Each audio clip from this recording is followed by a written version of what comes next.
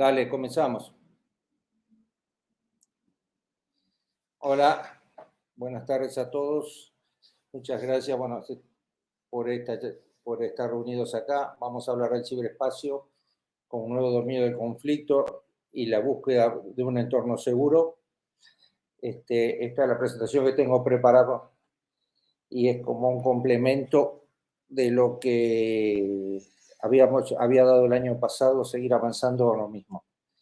Lo que vamos a ver sobre infraestructuras críticas, redes OT/IT, ciberseguridad en las infraestructuras críticas, estrategia en ciberseguridad, los TTP y las conclusiones.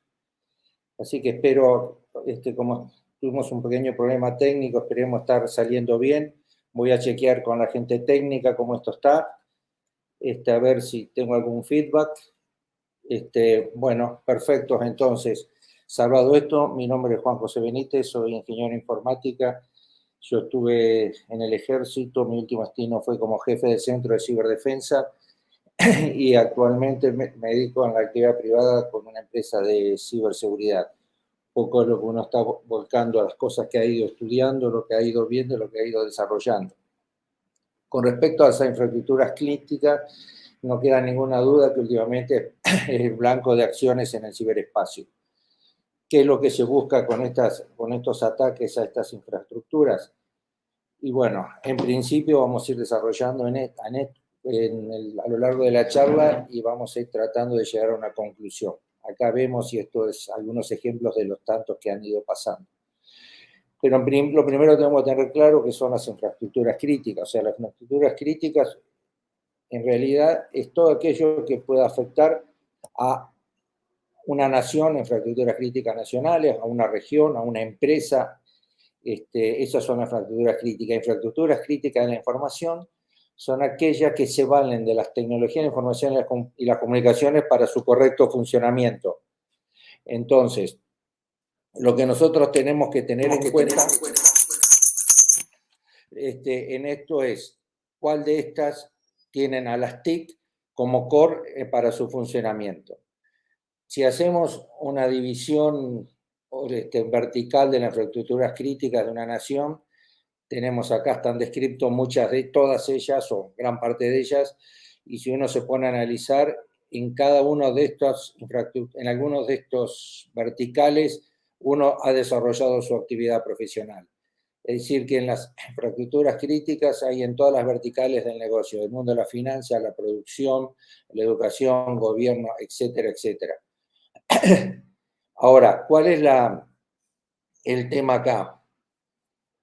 Que cada vez hay una mayor integración entre el mundo OT y el mundo IT dentro de las infraestructuras críticas. Cuando nosotros hablamos del mundo OT, estamos hablando del mundo real, del mundo físico, de acciones que están pasando en el mundo físico, en la mayor parte de ellas, y son mediante elementos y medios de control, se establecen cambios en ese mundo físico. Por ejemplo, en una represa el agua se transforma en energía, o el petróleo en combustible, etcétera, etcétera. En cambio, todo lo que es Information Technology o lo que es IT, son todo el sistema de computadora, el desarrollo, mantenimiento del software, las redes, los procesos de distribución de datos. Es decir, que IT es más el mundo virtual, mientras que OT es más el mundo físico y el procesamiento en ese mundo físico. De acá pueden surgir desafíos en el mundo IT y OT que hay operacionales, técnicos y de gerenciamiento. Por ejemplo, operacional, hay objetivos operacionales, alta disponibilidad, ubicación geográfica, desafíos técnicos, generalmente el mundo OT son sistemas embebidos, protocolos de red que muchas veces son propietarios o no son de gran difusión.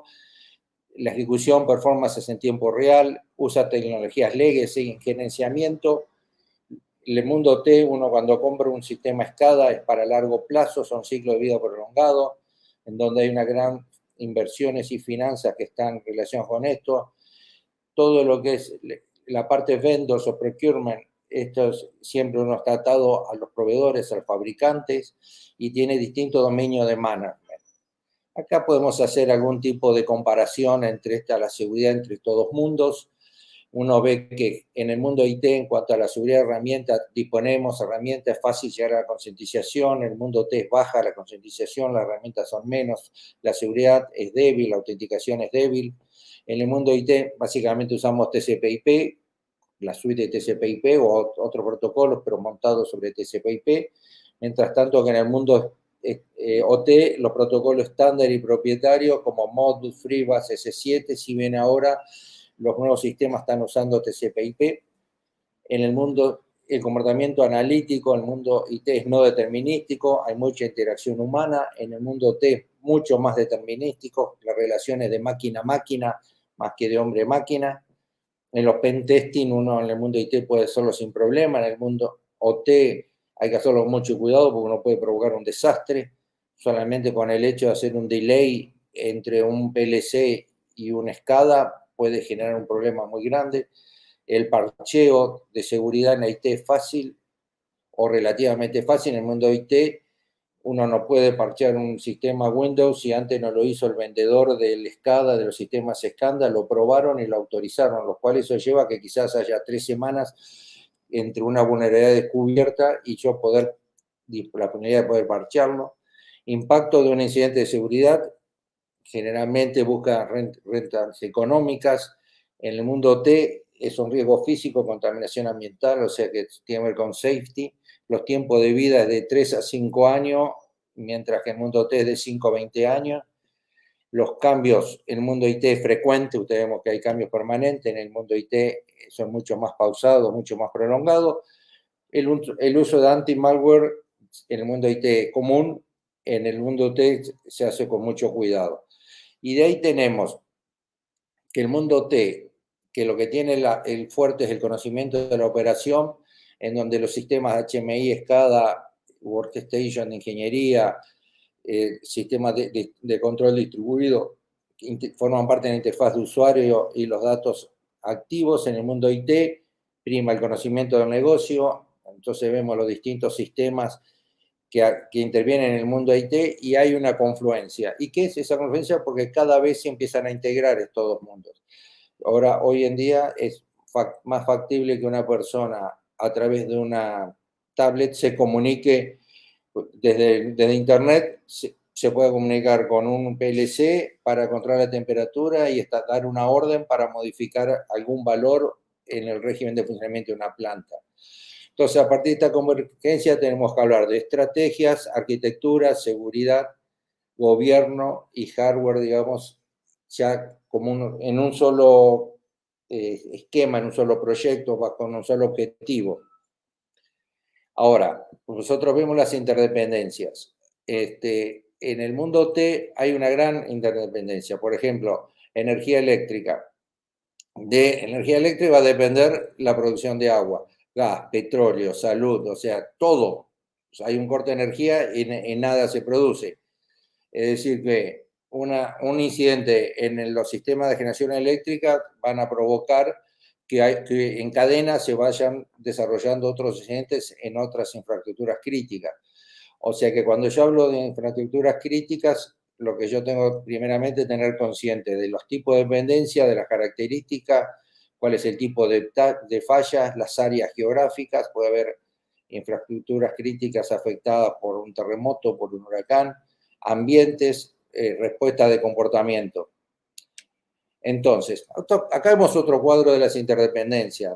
Por ejemplo, simplemente como ejemplo, entre gas y energía eléctrica.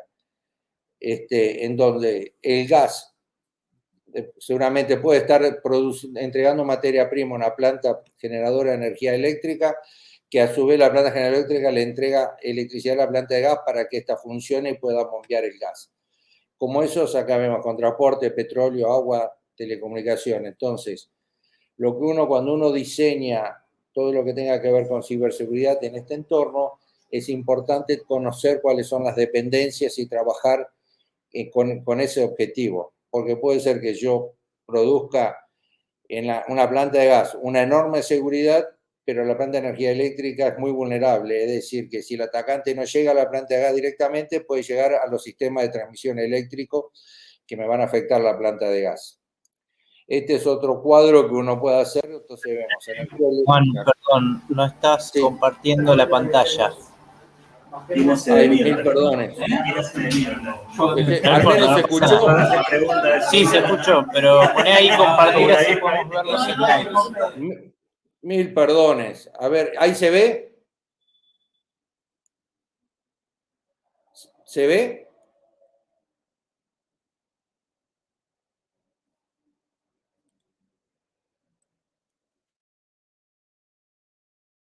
Hola.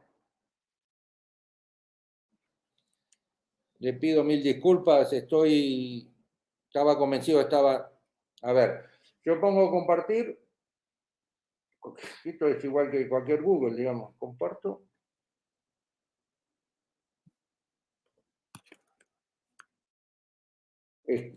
¿Me dan el feedback si se ve, por favor, alguien del operador?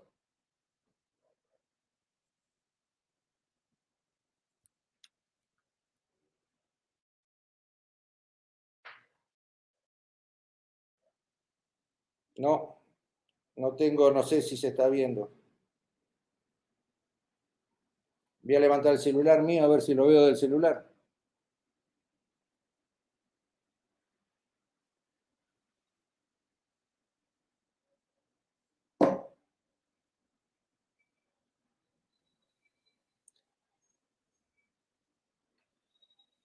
No. ¿Nos está viendo?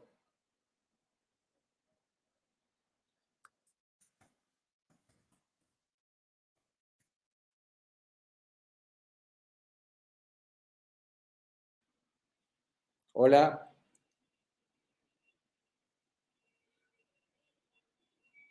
Quedé solo.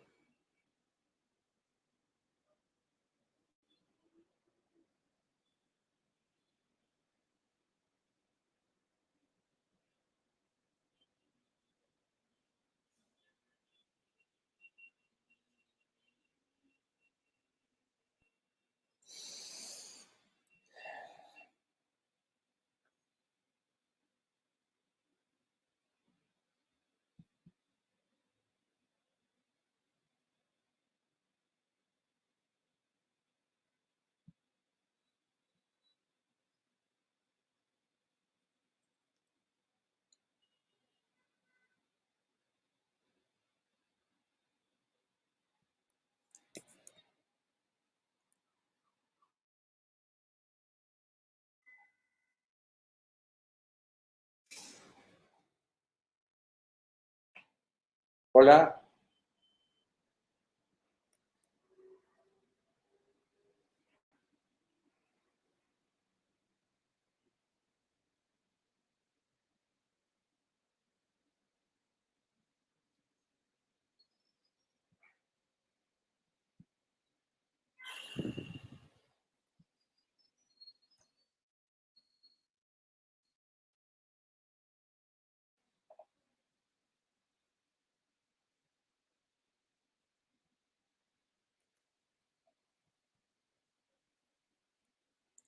Bueno, de acuerdo a las indicaciones, ahí me dicen que se estaría viendo. Le pido disculpas por este contratiempo. Espero que se esté viendo la presentación. Lo que yo le estaba diciendo, por si no se vio, la convergencia, lo hago rápido, entre OT y T, es el mundo de OT es el conocimiento de la operación, el mundo IT es conocimiento del negocio. Estos deben confluir, hoy en día se unen en un solo punto de unión, y eso es. Y ese punto de unión está en tener estrategias comunes, ya pensar en una arquitectura común y de seguridad común, aspectos de seguridad, aspectos de gobierno y lo que es hardware cada vez empieza a haber más compartidos entre hardware que se produce para el mundo IT que se produce para el mundo OT. Después hablé de la interdependencia, esto es trivial pensar que muchas infraestructuras críticas van a depender de otras. El caso concreto, energía eléctrica está presente en todo el resto de las infraestructuras críticas. O sea, un ataque a un sistema de energía eléctrica va a afectar a todo el resto de las infraestructuras críticas. Entonces, cuando yo hablo de las infraestructuras críticas, yo tengo del tipo de dependencia, las características, los tipos de fallas geográficas, ambiente, y hay respuestas al comportamiento. Acá estamos viendo las interdependencias que recién estuve diciendo. Pongo como ejemplo, entre energía eléctrica y gas, el gas puede estar entregando fluido de gas a la planta de energía eléctrica para generar electricidad y a su vez esa electricidad generada va a la planta de gas natural para generar energía. Las interdependencias acá están, se pueden ver, la energía eléctrica, por ejemplo, en este caso, de primer orden, son aquellos que dependen directamente, el segundo orden serían aquellos que, en este caso, del gas natural, que le depende, y puede ser, por ejemplo, el tercer orden de producción de petróleo, los gasoductos, refinería, transporte terrestre, y así voy avanzando en efectos de distintos órdenes. Es decir, que este diseño de la infraestructura en estas áreas es tremendamente importante. Otra forma de ver acá es el Smart Grid, en donde yo veo la generación de las plantas nucleares, de la planta, que puede ser nuclear, térmica, lo que sea, los sistemas de distribución y acá está la parte de consumo, es decir, que yo tengo una zona de generación donde intervienen sistemas SCADA, una zona de transmisión, una zona de distribución y la zona, la de consumo, la que termina facturando y pagando la factura por el consumo que se genera en la zona 1. O sea que todo esto constituye una Smart Grid con la zona operacional. Ahora, la zona de los Industrial Control System, la seguridad y la confiabilidad. El principal requerimiento que tiene el mundo de la seguridad industrial es el safety. Safety, pongo la palabra en inglés porque en inglés safety tiene que ver con la seguridad de la persona cuanto a su daño físico o el medio ambiente, mientras que seguridad se llama security, la seguridad física del que no entre un extraño, un ajeno. Entonces, en inglés está marcada esa palabra. Acá cuando digo seguridad, que tenemos un mismo término para los dos, estoy haciendo referencia a safety. Entonces, lo que yo tengo que tener en cuenta es fault avoidance, o sea, evitar fallas por diseño, reducir la presencia de fallas por testeo, por el correcto funcionamiento a pesar de las posibles fallas, o sea, que tener todo duplicado, tolerancia a falla, y después sí puede haber por tipo de ataque de los procesos de las infraestructuras críticas, que pueden ser ataques maliciosos o no maliciosos. Uy, perdón. Qué mal. Dejo de compartir un minuto, comparto para no volver a lo mismo. Está muy salteado esto. Bueno, ahora sí. Bueno, ¿cuáles son los ciberactores? O intervienen. Puede haber individuos, terrorismo, Estado de Nación, políticos, económicos. Entonces, lo que en el fondo y brevemente, que estos ya los van escuchando, puede haber gente que no está basada, que no es profesional, que no es avanzada, que pueden ser actores no maliciosos o con determinados conocimientos técnicos, inclusive puede ser insider, que hacen explotación de vulnerabilidades conocidas y esas vulnerabilidades conocidas que las pueden estar bajando o teniendo instructivos en Internet. Después ya viene un segundo nivel, que son los que descubren las vulnerabilidades, que ya hay delincuentes, activistas, ya mercenarios, grupos organizados, que ya perciben un fin económico, en donde ya tienen malware avanzada, backdoor, cryptojacking, rootkit, o sea, distintos tipos de herramientas donde se requieren mayor conocimiento y desarrollo. Y por último, crean las vulnerabilidades nuevas. Estos son los que generan las vulnerabilidades nuevas, generan lo que después serán los 0 days. Y acá ya estamos hablando de ciberespionaje o de agencias gubernamentales que podrán ser naciones o potencias en estas áreas, en donde se buscan ataques de gran impacto. Si uno se pone a pensar, el claro ejemplo es Stuxnet, que ya hace rato se viene charlando sobre ese malware diseñado para tener un gran impacto. Ahora, existe un término que es disuasión.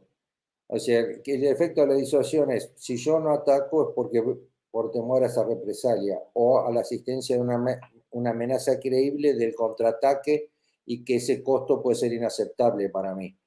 Entonces esa disuasión podrá ser pasiva, que es una disuasión por negación, es la facilidad que yo tengo de tener un ataque, si tengo tan bien montado mi sistema de defensa que el atacante se ve dificultado de poder hacerlo.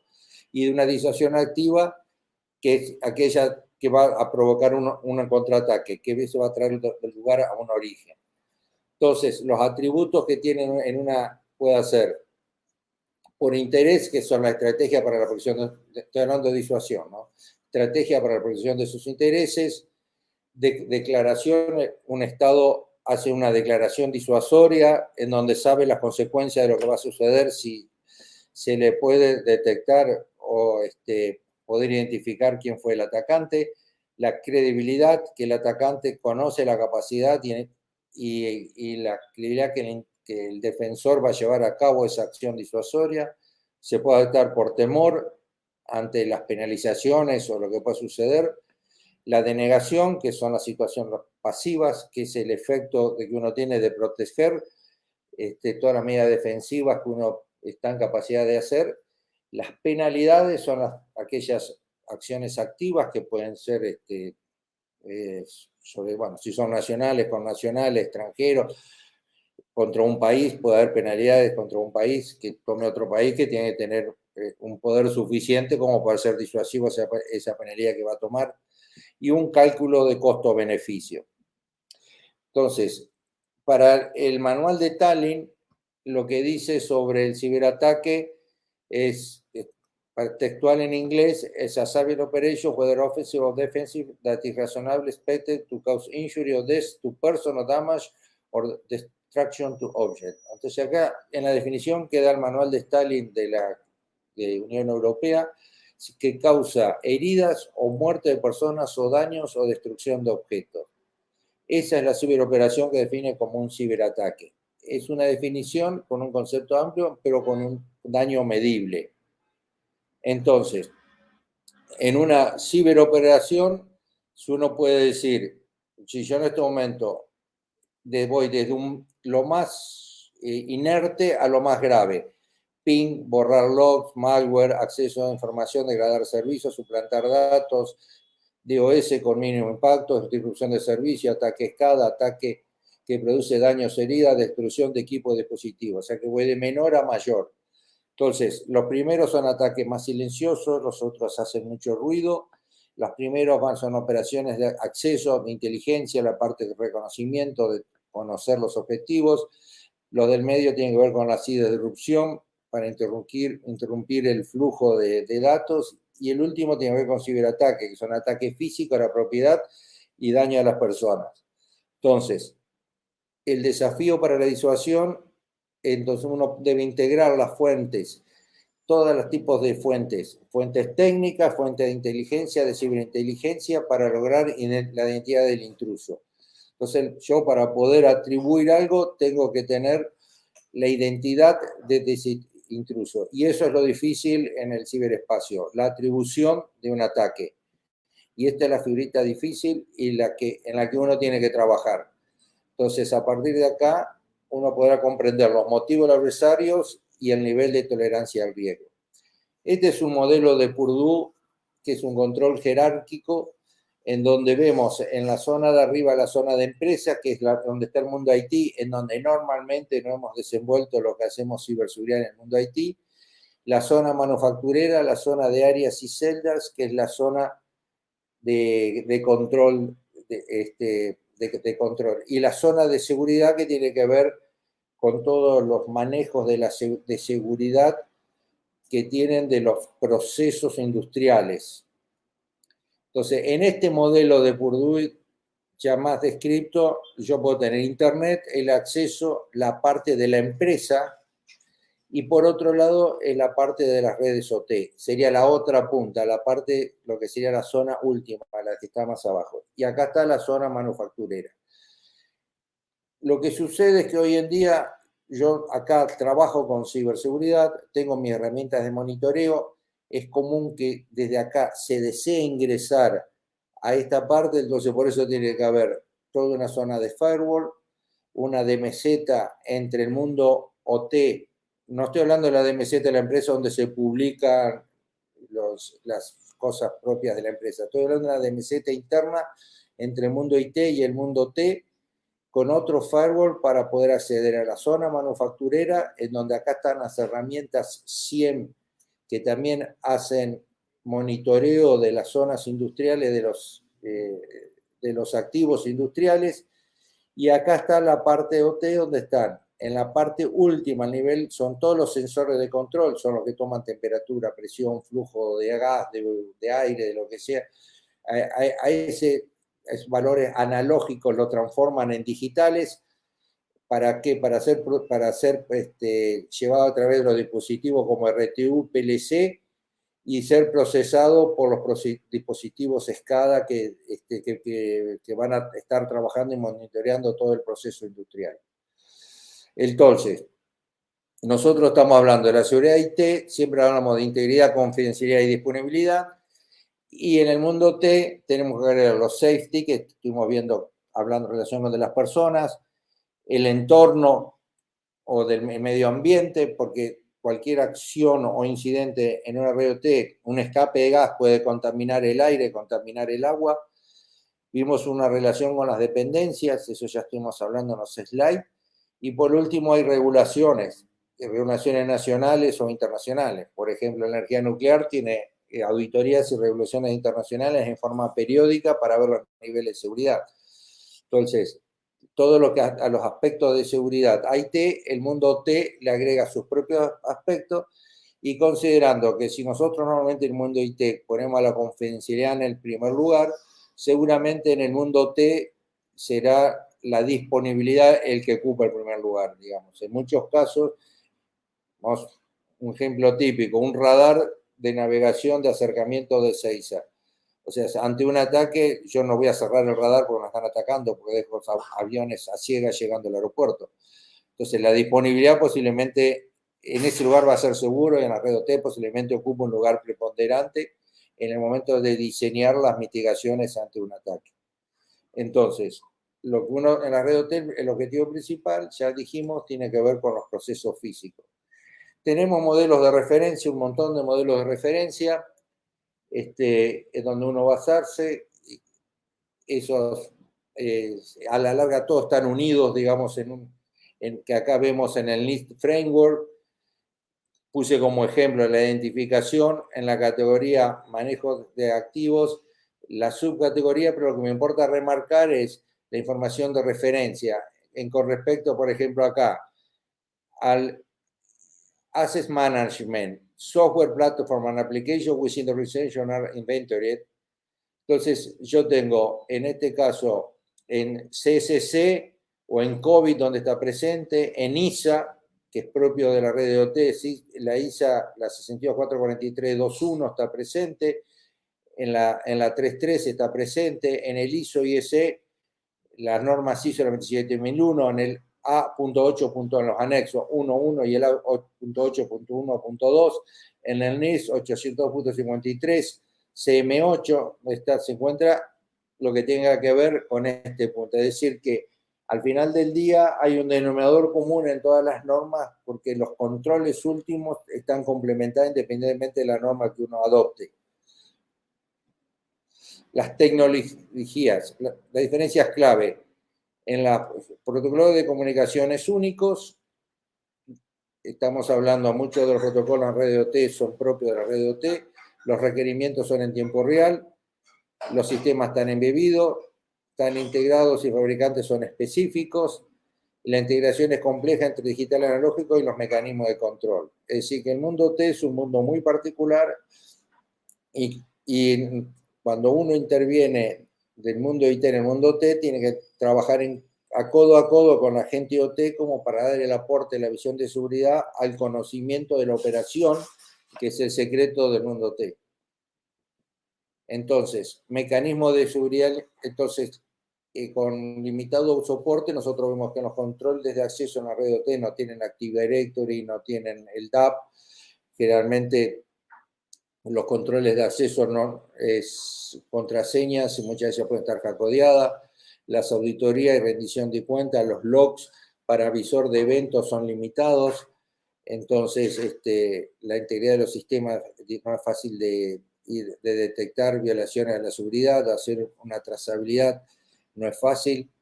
Administración de la seguridad, no hay control en la configuración de los sistemas. El ejemplo que hay password hardcodeadas, la identificación y autenticación, lo que recién también decía, uno pone una contraseña, pero no hay sistemas de single sign-on integrados en los sistemas OT tradicionales. Actualmente se trata de integrar la protección del sistema de comunicaciones, no posee mecanismos propios de protección, hay que dárselos externamente si uno lo quiere autenticar o cifrar esas comunicaciones, pero lo crítico es saber el delay que uno le pondría cada vez que pone un encabezado de cifrado, va a agregar más byte al paquete, va a dar un delay, y hay que ver si los microsegundos que ese mensaje necesita llegar a destino no se ven alterados y se pone en riesgo la operación. Integrar los sistemas de información, no es fácil bajar los parches, emparchear a un PLC por un malware, es prácticamente imposible porque los PLCs han sido diseñados por una función específica y no hay espacio en memoria para agregar mucho más, ni capacidad de procesamiento, etc. Entonces, si nosotros vamos a este resumen de este cuadro de ciberseguridad, lo que les puedo decir es, si yo tomo como ejemplo un sector de comunicaciones, yo podré tener distintos SOC y CERT, vamos a ver, perdón, de energía eléctrica. SOC y CERT que podrán formar parte, me concentro acá, de la distribución eléctrica, de la generación eléctrica, pero forzosamente o es conveniente que haya un elemento superior que regule toda esa actividad desde el punto de vista de seguridad. Una analogía con el Banco Central con respecto al mundo financiero que le establece las políticas de seguridad. Entonces, yo de acá se la da cuál es el piso con respecto a ciberseguridad que van a tener esas estructuras. Después podrá haber otro sector, por ejemplo, se me ocurrió poner la energía eléctrica, cuya haya plantas de generación eléctrica de energía nuclear que generan electricidad, que van a formar parte del sistema eléctrico, pero que a su vez están regulados por todo lo que es el mundo de la energía nuclear. A esto le sumamos otro elemento de comunicación y transmisión de datos que es vertical a todos, porque comunicaciones, cuando nosotros vimos en el slide de la interdependencia, comunicación estaba presente en todos los sectores y va a transmitir los datos de todas estas áreas. Y por encima debería haber una agencia nacional de ciberseguridad en donde va a haber un CSIC nacional que hoy está representado por el Ministerio por la Jefatura de Gabinete, en relación con ciberdelito o cibercrimen que está en el Ministerio de Seguridad y un comando conjunto de ciberdefensa en el Ministerio de Defensa. En esto a mí también planteo un tema como para discutir, que uno ya lo ha hablado. Si yo en este momento, acá tengo un SOC trabajando en energía eléctrica, tengo personal técnico que está trabajando en el día a día en ese SOC, dando seguridad y haciendo que el Blue Team todo funcione en esa planta de generadora de energía eléctrica, todo en orden. En determinadas circunstancias sufre un ciberataque esa planta, donde interviene el Comando Conjunto de Ciberdefensa dentro como coordinación de ese ciberataque, pero el que está realizando y conoce los sistemas y va a seguir funcionando es el mismo personal que está en el SOC y que ha estado durante años trabajando acá, con los procedimientos, con todos que fueron aprobados dentro de toda esta estructura. Ahora, el gran interrogante es, si estamos ante una operación militar, porque interviene el Ministerio de Defensa, Comando Conjunto de Ciberdefensa, y quien está realizando la defensa de ese activo crítico que está bajo efectos de un ciberataque es un civil. Entonces, que tenemos un personal civil que está realizando una operación militar, no es posible.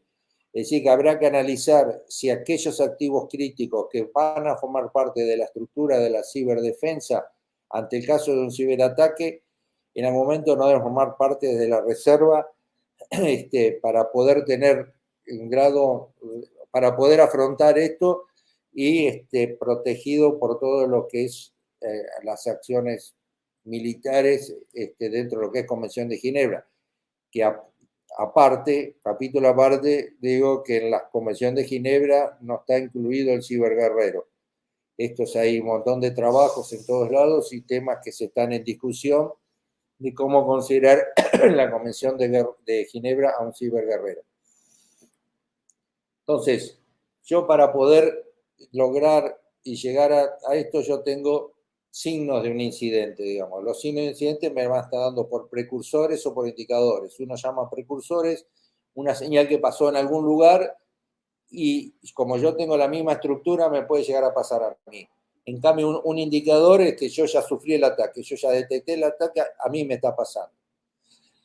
Entonces, yo tengo que conocer cuáles son los riesgos que tengo asociados. Primero, conocer cuáles son los activos, las infraestructuras críticas, tener los riesgos, cuáles son los riesgos asociados, las amenazas, los posibles ataques, las vulnerabilidades, la explotación y los posibles blancos. Después, poder desarrollar las capacidades. Son todos los conocimientos necesarios en ciberdefensa y ciberinteligencia como para poder tener la capacidad de actuar acá. Entonces, ese desarrollo de capacidad me da lugar a entender en recursos humanos, en herramientas, en investigación y desarrollo, en foros, en ejercicios, convenios con universidades y privados, cadena de suministro. Y el tema último, que no es menos crítico, dice, se aceptan los desafíos del ciberespacio. El tema es que el desafío del ciberespacio debe estar concientizado y se debe tener conocimiento de toda la gente, o de las autoridades o los que toman decisiones, que el ciberespacio existe y es un desafío. Por otro lado, es necesario un desarrollo legal nacional e internacional, o sea, todo lo que tenga que ver con el marco jurídico, que están todas las leyes relacionadas con el ciberconflicto, la ley de defensa de naciones en ciberconflicto y los grados de cooperaciones que uno va a tener, tanto interno como externo, desde el punto de vista legales. Entonces, ante un potencial conflicto, el tema de la definición de fronteras digitales es un tema que está dando vuelta de distintas teorías, pero si yo digo si es un ataque interno o externo, tengo que decir interno o externo con respecto a qué. Las autoridades de aplicación ante un ataque, cuáles son las leyes que se aplican al conflicto que se está desarrollando y las operaciones, saber si las operaciones pueden, en el ciberespacio pueden ocasionar sanciones. Por ejemplo, si yo a través de un ciberataque produzco un escape de gas y contamino a población civil, voy a hacer factible una sanción internacional. Las vulnerabilidades del oponente es otro tema que uno debe saber antes de un conflicto. El otro tema crítico que hay que tener es la diplomacia. O sea, todo lo que es la Cancillería, el Ministerio de Relaciones Exteriores, tiene que estar al tanto del ciberconflicto y muchas veces las respuestas que uno necesita son respuestas inmediatas y los exhortos en la diplomacia tienen que estar acompañando esto.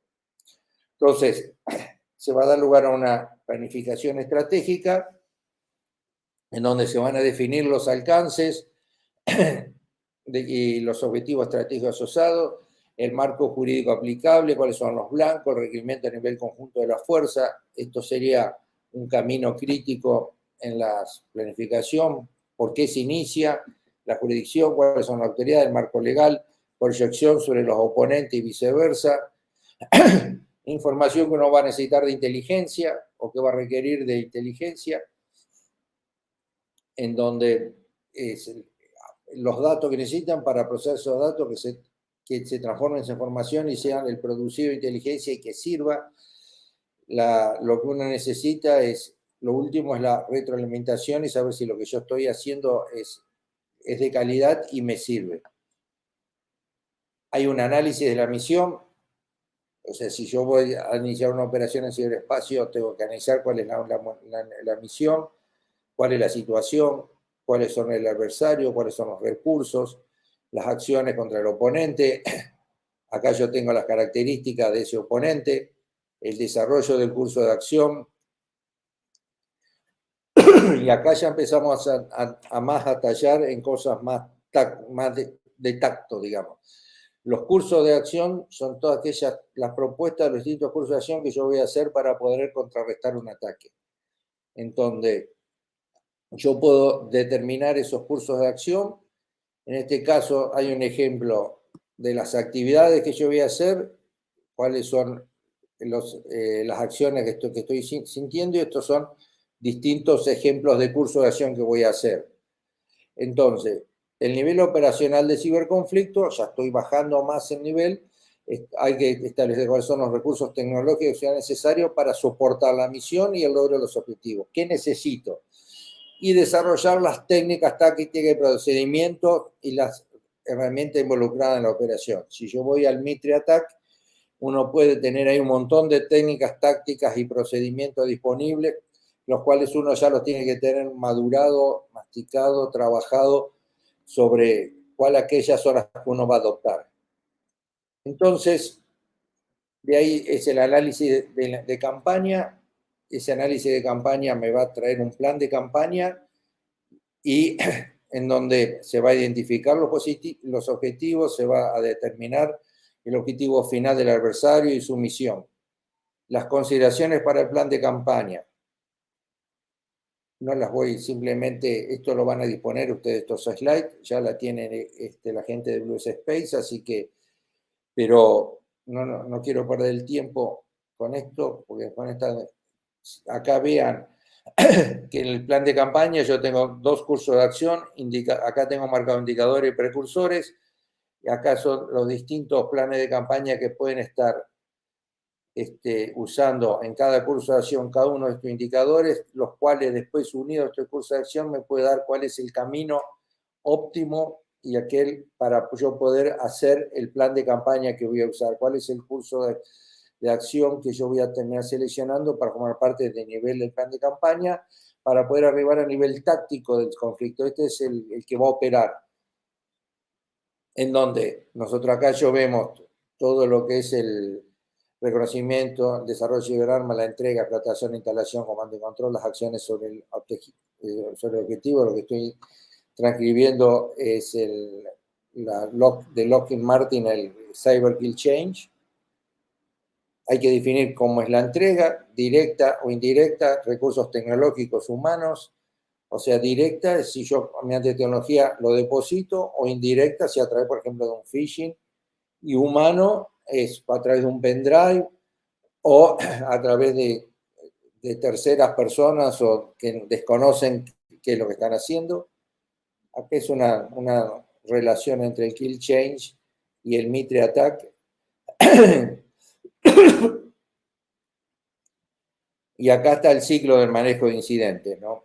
Entonces, cuando llego a este ciclo, donde tengo una etapa de preparación, tengo una serie de cantidad de recursos para la preparación. La preparación es toda aquella actividad que yo hago antes de realizar un ciberataque. O sea, antes, perdón, de sentarme a hacer una operación o hacer un Blue Team, o organizar un SOC o organizar un CECIR. Son todas las cosas que yo hago previo, cuando me junto con mi equipo de trabajo. Yo hablo de los recursos generales de comunicación, cómo me comunicaré en forma horizontal y vertical, los recursos de análisis, cuál es el software de mitigación que usaré, cuáles son los procesos base de seguridad, o sea, conocer cuál es el régimen, cómo es el funcionamiento de mi sistema, para el caso de un Blue Team, para a partir de ahí poder tener información determinística cuando algo se altere, hacer simulaciones y ejercicios. Entonces, acá lo que yo debo hacer evaluaciones de riesgo, establecer la seguridad de la red y los procesos de seguridad, la seguridad en todo el dispositivo, todo lo que son prevención de código malicioso. Tema clave, concientizar a los usuarios y capacitar al personal técnico. La detección y análisis, es cómo voy a detectar esos precursores, esos indicadores, en donde voy a tener que hacer una correlación de eventos. Si me sucede un incidente, es lógico que los logs deberían quedar registrados en un System Information Manager, conocido como SIEM, para poder hacer la trazabilidad. Para poder hacer una trazabilidad correcta, todo el sistema tiene que estar sincronizado en la hora. Debo tener una base de conocimiento como para poder recurrir, para poder salvar las dudas que tengo. Las capturas de paquetes de red me dan a dar información extra en los routers, en los switches. Por ahí no es una información precisa, pero sí de la trazabilidad de quién se conectó, desde dónde. Aplicar técnicas de filtrado de información, buscar sistemas de terceras partes que resulte pertinente, crear matrices de diagnóstico para facilitar, o sea, serían tipo checklist para cuando hay personal no experimentado, sobre todo aquel que está en nivel 1 en el ciclo de manejo de incidente, que es el que primero toma contacto con el incidente. Y después esto es importantísimo, considerar el conocimiento como experiencia activa y reemplazable. Eso tiene que ver con la fidelización de la gente y nosotros responder a la gente para que se ponga la camiseta, porque 5 o 6 años de trabajo, o sea, o un tiempo medio de trabajo en estas áreas, el conocimiento adquirido es de muy difícil reemplazo. Y por otro lado, yo tengo que tener claro cómo voy a notificar un incidente, a quién se lo voy a notificar, para después llegar a la contención y erradicación, que tiene que ver los daños potenciales, si hubo robo de recursos, necesidad de preservar evidencia, disponibilidad de los servicios de TI, efectividad de la estrategia, la duración de la solución, efectos potenciales que pueden alterar el patrón de ataque. Entonces, dentro de esto ya abrimos atribuciones. Es muy difícil la atribución de quién me atacó, pero salvo que alguien se haga cargo de ese incidente, pero bueno, hay base de datos en incidente, los posibles de canales de comunicaciones y el control de atacante, la validación de las direcciones IP, investigación de los sistemas atacantes, investigación de atacantes mediante las bases de conocimiento y la búsqueda de Internet. Cuando analizan el framework de Mitre, ahí va a encontrar cuáles son o cómo atacan los más conocidos hackers.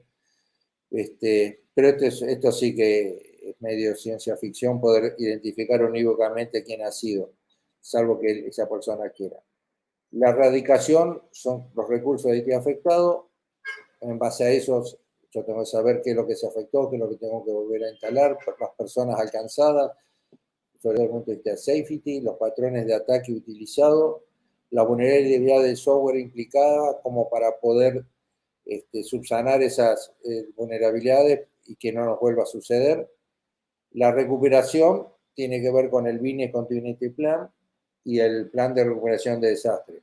Consideremos que el Business Continuity Plan hace foco en las personas y en los procesos, y el plan de recuperación de desastre hace personas en la infraestructura, hace foco en la infraestructura, es decir, que los dos son complementarios y tiene que estar presente.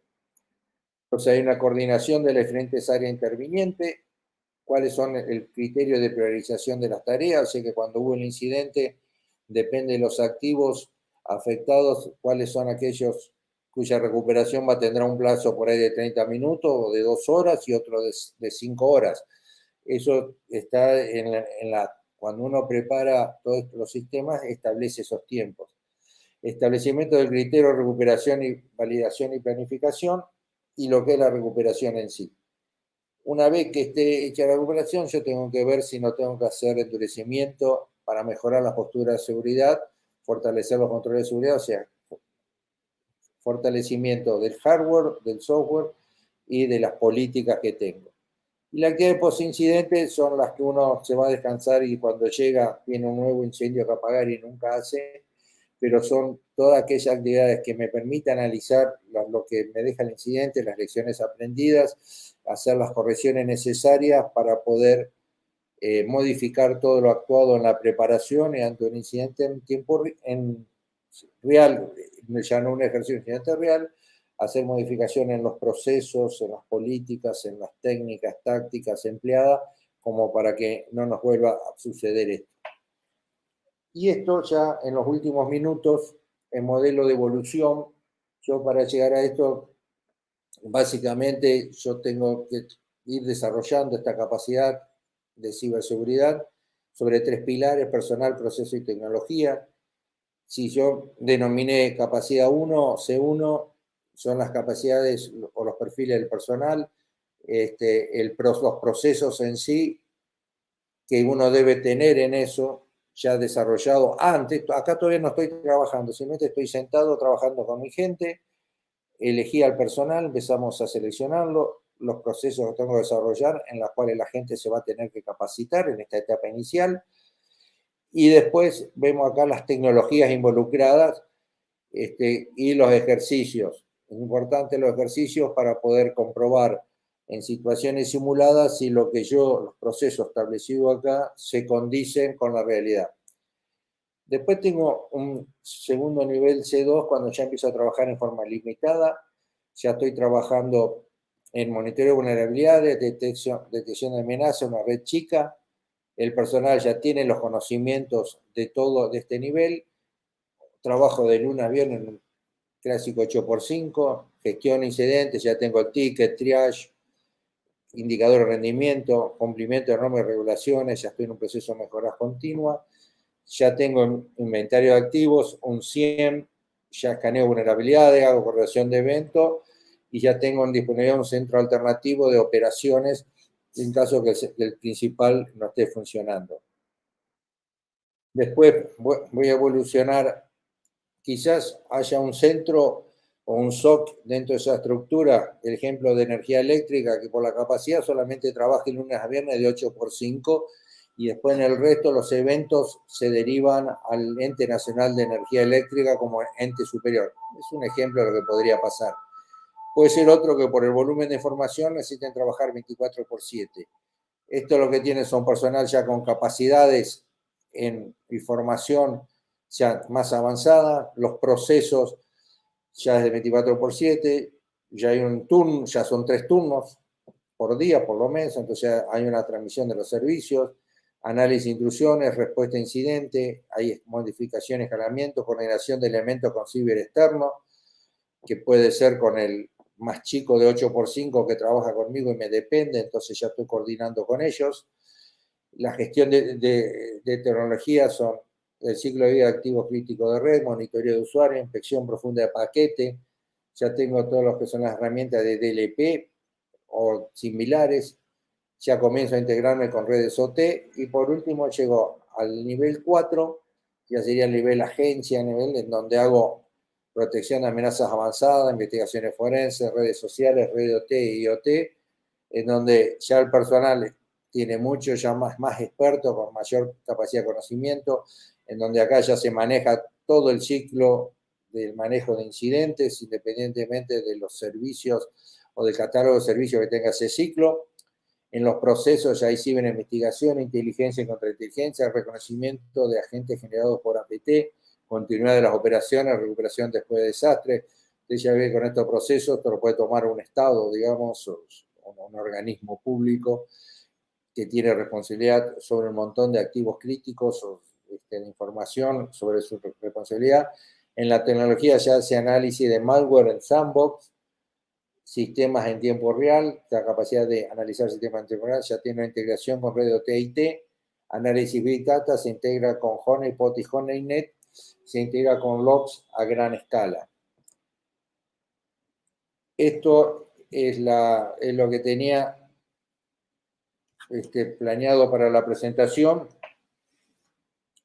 Espero, no sé, con toda esta prolejidad, no sé si quedó alguien en la sala, no tengo ni idea si hay algún chat o alguna pregunta. Si no quedó nadie, los entiendo. Acá Mauricio Alberto Salas Rebo. ¿En qué nivel de aplicación están las empresas grandes en la aplicación de IoT? Sus casas se van a avanzar en un proceso de argentino y le falta avanzar en el país. Para mí que con redes T es como nichos, hay situaciones aisladas. Si vos vas a la energía atómica, a través de auditorías anuales internacionales que tiene que cumplir para su funcionamiento, estas normas se cumplen. En cuanto al resto, hasta donde yo sé, yo no estoy trabajando en el Estado y no tengo la visión, pero todavía no están definidos cuáles son los activos críticos nacionales. Es decir, que todos aquellos trabajos en la red OT es por responsabilidad propia de las empresas para no tener problemas con factores ambientales o regulaciones o que tengan esos problemas. Uno conoce empresas de energía en donde han creado departamentos de ciberseguridad que antiguamente no tenían, como para unir el mundo IT con el mundo T y trabajar en forma conjunta. Ahora, si eso obedece a una regulación del Estado, todavía no. Sí, el ejemplo lo dan, si bien no es OT, pero tiene que ver con infraestructuras críticas, es el Banco Nación con respecto a todo el mundo financiero. Eso es un tema del Banco Nación, perdón, del Banco Central con respecto al mundo financiero que avanza. Lo que para mí falta es avanzar. Pongo como ejemplo que cuando fue el G20 se trabajó muy bien combinado con todos por el G20 porque había entre empresas privadas y el Estado para cumplir con un objetivo. ahí no tengo, ahí se trabajó bien. En este momento a mí yo creo que faltaría para poder definir bien cuáles son las infraestructuras críticas, establecer cuáles son esas verticales, cada vertical es cuál es responsable de cada una de esas cabeceras de verticales y una agencia a nivel nacional que regule a todas esas cabeceras. Sé que se está trabajando porque he hablado con quien tiene la responsabilidad, pero no sé concretamente cuáles son los planes.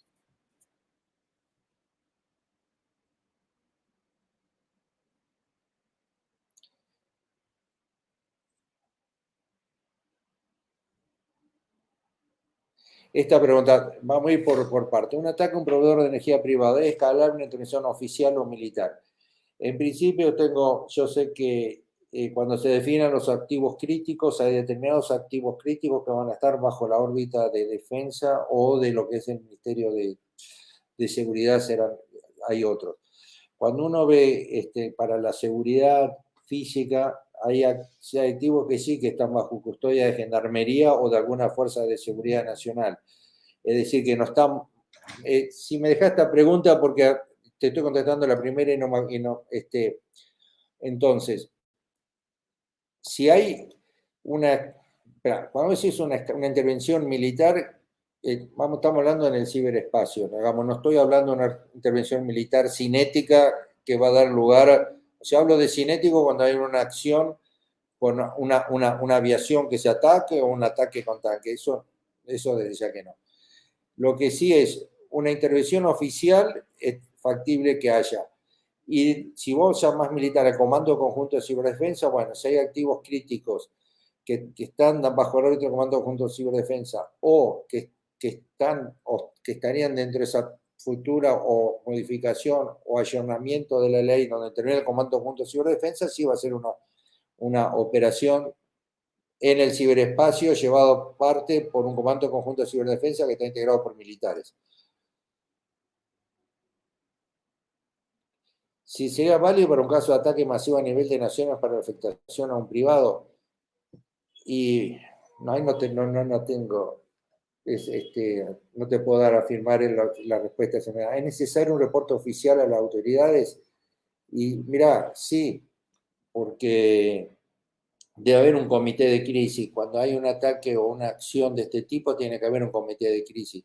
Inclusive, ante cualquier incidente que se dé, tiene que estar en los procedimientos de respuesta a este incidente y en la parte de notificaciones a dónde va a parar. Y puede ser que el incidente, dependiendo de la gravedad, que dé lugar a un comité de crisis. Doy un ejemplo que no fue un ciberataque, que fue un tema de una falla.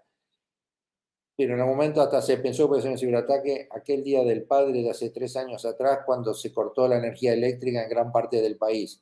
Y eso, evidentemente, fue una crisis y hubo un comité de crisis para responder a esto. Vuelvo a aclarar, no fue un ciberataque, pero en una situación como eso sí, hay una crisis.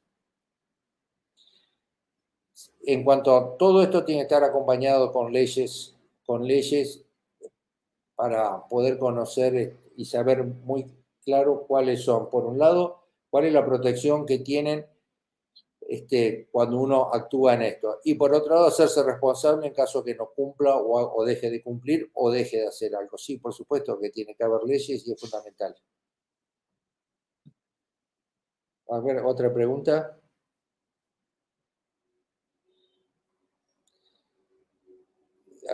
Si hay otro banner con otra pregunta. Bueno, yo si los que están presentes me disculpo por toda esta desprolijidad.